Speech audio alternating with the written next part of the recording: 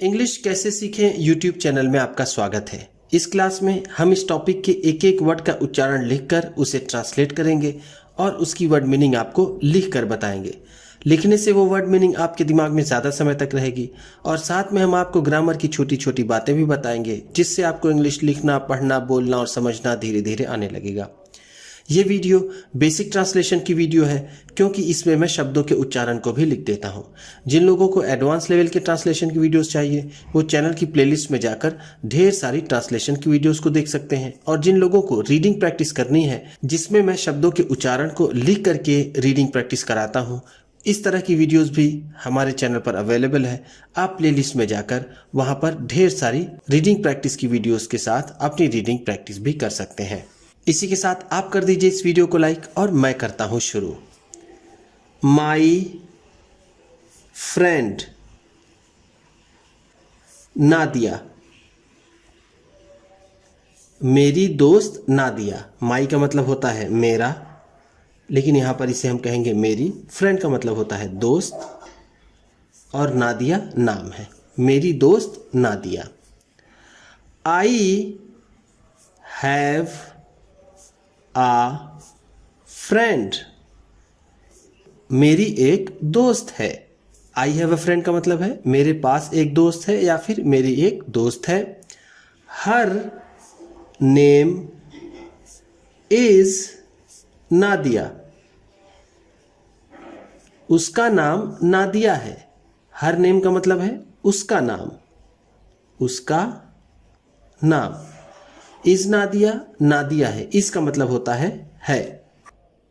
We are, ये we are का short form है, इसे वीर भी बोलते हैं, लेकिन वी आर हम यहां कहेंगे। The same in some ways, हम कुछ मामलों में एक जैसे हैं। वी आर द सेम का मतलब है हम एक जैसे हैं। सेम का मतलब होता है एक जैसा। इन सम वेज, कुछ मामलों में। सम वेज का मतलब कुछ मामलों में, कुछ मामलों में या फिर कुछ तरीकों में। बट, लेकिन, डिफरेंट इन अदर वेज, लेकिन दूसरे मामलों में अलग है। डिफरेंट का मतलब होता है अलग। इन अदर वेज, दूसरे मामलों में। अदर का मतलब होगा दूसरे। Nadia is very Frank and open minded. Nadia बहुत फ्रैंक है। फ्रैंक का मतलब होता है जो बातचीत करने में बिल्कुल भी संकोच ना करे, या फिर जिसे हम कह सकते हैं निसंकोची। वो बहुत निसंकोची है। एंड ओपन माइंडेड, और खुले विचारों की है। माइंडेड का मतलब यहां पर होगा विचार या फिर ख्याल। नादिया बहुत निसंकोची और खुले ख्यालों की है। शी लाइक्स, उसे पसंद है या फिर वो पसंद करती है। टू बी अराउंड पीपल, लोगों के आसपास रहना। बी का मतलब यहां पर होगा होना या फिर रहना। अराउंड द पीपल, लोगों के आसपास, लोगों के आस पास। I am not really that frank and free, मैं वास्तव में उतनी निसंकोची और आजाद नहीं हूं। रियली का मतलब है वास्तव में या फिर सच में।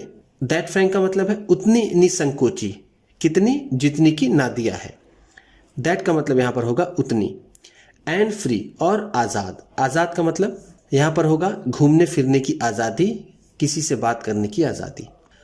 आई एम शाई, मैं शर्मीली हूं। शाई का मतलब होता है शर्मीला, जो लोगों से बात करने में संकोच करे, जिसे हम यहां पर संकोची भी कह सकते हैं। एंड और आ लिटिल बिट इंट्रोवर्टेड, इंट्रोवर्टेड और थोड़ा सा इंट्रोवर्टेड भी हूं। आ लिटिल बिट का मतलब है थोड़ा सा। इंट्रोवर्टेड का मतलब होता है अंतर्मुखी और इसका उल्टा होता है एक्सट्रोवर्ट। यानी अगर हम यहां पर कहना चाहें तो नादिया एक्सट्रोवर्ट है और मैं इंट्रोवर्टेड हूं। क्यों? क्योंकि नादिया को लोगों से बात करना और लोगों के साथ रहना पसंद है, जो मुझे नहीं है। मैं थोड़ा शाई हूं, मैं अपने आप में ज़्यादा रहती हूँ। जो अपने आप में ज़्यादा रहे उसे इंट्रोवर्टेड कहते हैं। मैं इस तरह की वीडियोस बनाता हूं जिससे आपको हर तरह की वर्ड मीनिंग, हर तरह की इंग्लिश, हर तरह की परिस्थिति में बोलने आए। अगर आप मेरी सारी वीडियोस को ध्यान से देखेंगे तो आपको दूसरी वीडियोस देखने की या फिर इंग्लिश सीखने के लिए बहुत ज़्यादा परेशान नहीं होना पड़ेगा। आपको किसी भी तरह का कोई कंफ्यूजन नहीं रहेगा, ना ही उच्चारण प्रोनाउंसिएशन से लेकर, ना उसकी मीनिंग से लेकर, ना ही उसके स्ट्रक्चर से लेकर। इसलिए अगर आप इंग्लिश गंभीरता से सीखना चाहते हैं तो मेरी वीडियोस को ध्यान से देखिए। बट, लेकिन, वी आर, ये वी आर का शॉर्ट फॉर्म है। स्टिल गुड फ्रेंड्स, फिर भी हम अच्छे दोस्त हैं। स्टिल का मतलब यहां पर होगा फिर भी। ऐसे तो स्टिल का एक और मतलब होता है जिसका मतलब होता है अब भी। अगर हम समय के संदर्भ में बात करेंगे तो उसका मतलब होगा अब भी, लेकिन हम किसी परिस्थिति के बारे में बात करेंगे तो इसका मतलब होगा फिर भी। हम फिर भी अच्छे दोस्त हैं। शी इज, ऐसे तो इसे शी इज पढ़ा जाएगा, लेकिन आप सीख रहे हैं तो आप इसे शी इज ही समझे। शी इज कॉन्फिडेंट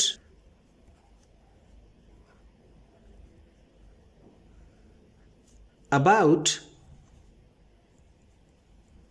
herself, उसे अपने आप पर भरोसा है। कॉन्फिडेंस का मतलब होगा यहां पर भरोसा। अबाउट हरसेल्फ, खुद के बारे में या फिर खुद पर। इन मैथ्स क्लास,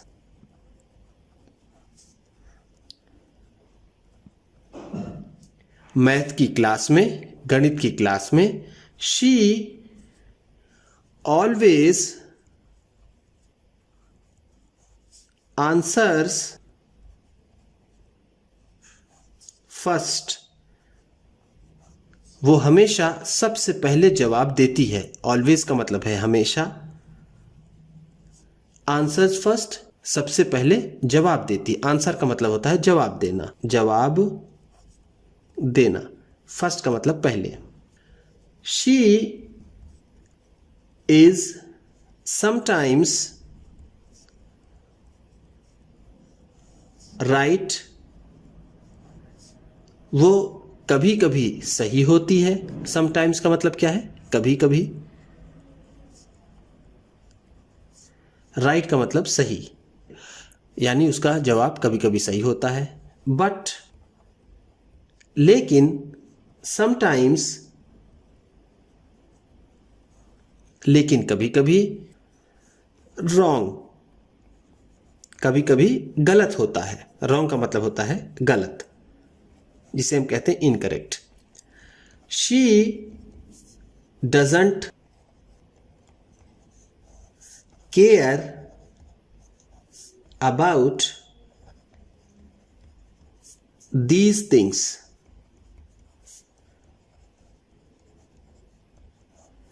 उसे इन सब चीज़ों की कोई परवाह नहीं। शी डजेंट केयर का मतलब है उसे कोई फर्क नहीं पड़ता या फिर उसे कोई परवाह नहीं है। ये डज नॉट का शॉर्ट फॉर्म है। डज नॉट का ये शॉर्ट फॉर्म है जिसे डजेंट कहते हैं। केयर का मतलब परवाह होना या फिर फिक्र होना, दीज थिंग्स इन चीज़ों को लेकर। शी ऑलवेज ट्राइज, वो हमेशा कोशिश करती है। ट्राइज का मतलब है कोशिश करती है, कोशिश करती है। टू सॉल्व,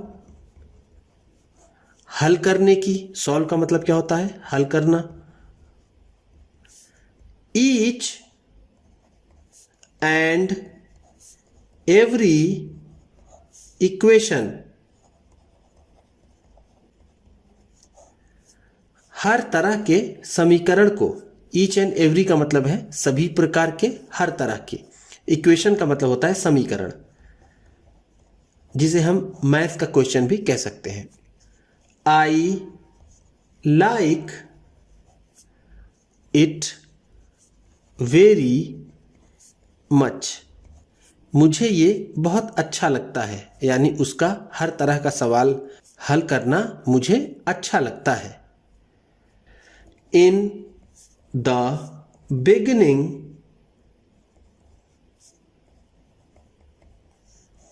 शुरुआत में। बिगिनिंग का मतलब क्या है? शुरुआत।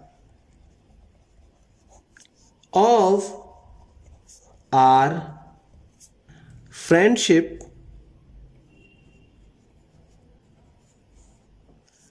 अपनी दोस्ती के शुरुआत में। फ्रेंडशिप का मतलब है दोस्ती। I used to think that, मैं सोचा करती थी कि। यूज टू थिंक का मतलब है सोचा करती थी, दैट का मतलब है कि। She was not serious about her life, कि वो अपनी जिंदगी को लेकर गंभीर नहीं है। सीरियस का मतलब है गंभीर। अबाउट हर लाइफ, अपनी जिंदगी को लेकर। शी टेक्स थिंग्स लाइटली, वो चीजों को हल्के में लेती है। टेक्स का मतलब क्या है? लेती है। थिंग्स का मतलब चीजों को। लाइटली का मतलब हल्के में। बट, लेकिन, आफ्टर सम टाइम, लेकिन कुछ समय बाद। यहां पर देखिए, पहले आपने देखा था सम टाइम्स, जब यहां पर एस लगा हो तो उसका मतलब होता है कभी कभी, लेकिन यहां सम टाइम का मतलब होता है कुछ समय। आफ्टर सम टाइम, कुछ समय बाद। आई रियलाइज्ड,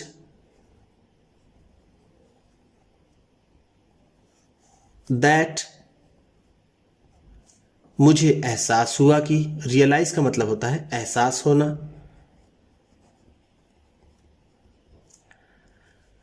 आई वॉज रॉन्ग, कि मैं गलत थी। शी इज मैच्योर एनफ, वो काफी मैच्योर है। मैच्योर का मतलब हम यहां कह सकते हैं समझदार। समझदार, ऐसे तो मैच्योर का मतलब होता है परिपक्व, लेकिन हम यहां उसे समझदार कहेंगे। एनफ का मतलब काफी। टू हैंडल पीपल, लोगों को संभालने में, यानी लोगों को डील करने में, लोगों को मैनेज करने में। अराउंड हर, जो लोग उसके आसपास होते हैं। शी सेज, वह कहती है। दैट, कि माई पेरेंट्स, मेरे माता पिता ने। हैव गिवेन मी, फ्रीडम, मुझे आज़ादी दी है। माई पेरेंट्स का मतलब मेरे माता पिता ने। हैव गिवन, दिया है। मी, मुझे। फ्रीडम का मतलब आज़ादी। विथ सम लिमिटेशंस, कुछ बंदिशों के साथ। लिमिटेशन का मतलब क्या है? बंदिश, या फिर जिसे हम कहते हैं सीमाएं। मेरे माता पिता ने मुझे आज़ादी दी है कुछ बंदिशों के साथ, कुछ सीमाओं के साथ। नाउ, अब, आई अंडरस्टैंड दैट, अब मैं समझती हूं कि। अंडरस्टैंड का मतलब क्या होता है? समझना। दैट की माई ब्रिंगिंग अप,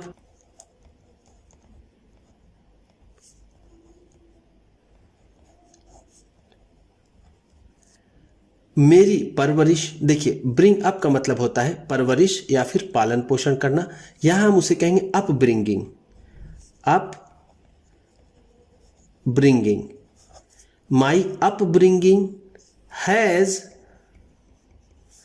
टेकन प्लेस, मेरी परवरिश हुई है इन आ स्ट्रिक्ट एनवायरमेंट, सख्त माहौल में। इन अ स्ट्रिक्ट एनवायरमेंट का मतलब है सख्त माहौल में। ब्रिंगिंग अप का मतलब होता है पालन पोषण करना। एक बार मैं और बता देना चाहता हूं कि ब्रिंगिंग अप का मतलब होता है पालन पोषण करना, अब ब्रिंगिंग का मतलब होता है परवरिश। तो यहां पर अगर हम अप ब्रिंगिंग लिखेंगे तो वो ज्यादा सही रहेगा, ब्रिंगिंग अप उतना सही नहीं होगा। वेयर, जहां पर, वेयर का मतलब यहां पर क्या है? जहां, क्योंकि ये बीच में आया है। टॉकिंग टू पीपल, जहां पर लोगों से बात करना। इज कंसीडर्ड, माना जाता है। इस कंसीडर्ड का मतलब है माना जाता है, माना जाता है। शेमलेसनेस, शेमलेसनेस, बेशर्मी। शेमलेसनेस का मतलब क्या है? बेशर्मी। जहां पर लोगों से बात करना बेशर्मी माना जाता है। मेरी परवरिश ऐसे सख्त माहौल में हुई है। बट, लेकिन, आई एम थैंकफुल, लेकिन मैं शुक्रगुजार हूं। थैंकफुल का मतलब होता है शुक्रगुजार। टू माई पेरेंट्स, अपने माता पिता की। दैट की दे ट्रस्टेड मी, कि उन्होंने मेरे ऊपर विश्वास किया। ट्रस्ट का मतलब होता है विश्वास करना या फिर भरोसा करना। एंड, और, अलाउड मी, और मुझे इजाजत दी। अलाउड मी का मतलब है इजाजत दी। To attend college, college attend करने की, कॉलेज में पढ़ने की इजाजत दी। इसके लिए मैं उनकी शुक्रगुजार हूं। उम्मीद करता हूं कि इस क्लास में बताई गई वर्ड मीनिंग्स आपको अच्छी लगी होंगी। सबसे अच्छा वर्ड कौन सा लगा इसे आप कमेंट बॉक्स में ज़रूर बताइएगा, और वो वर्ड भी बताइएगा जिसको लगता था कि उसकी मीनिंग मुझे आपको बतानी चाहिए थी। इसी तरह की वीडियोस के साथ और रीडिंग की वीडियोस, ट्रांसलेशन की वीडियोस पाने के लिए चैनल को सब्सक्राइब कीजिए, और ये वीडियो अपने किसी न किसी एक दोस्त को, परिवार वाले को, मित्र को शेयर भी ज़रूर कर दीजिएगा। तो चलिए मिलते हैं फिर अगली वीडियो में।